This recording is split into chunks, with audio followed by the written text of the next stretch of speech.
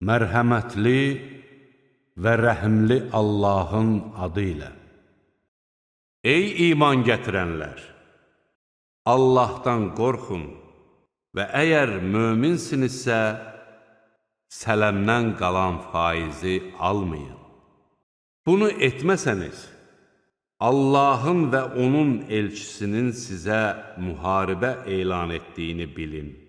Yox, əgər tövbə etsəniz, sərmayəniz sizindir. Nə siz zülm edərsiniz, nə də sizə zülm olunar.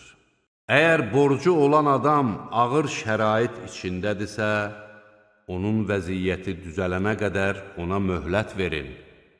Bilin ki, borcu bağışlamaq sizin üçün daha xeyirlidir. Allahın hüzuruna qaytarılacağınız gündən qorxun.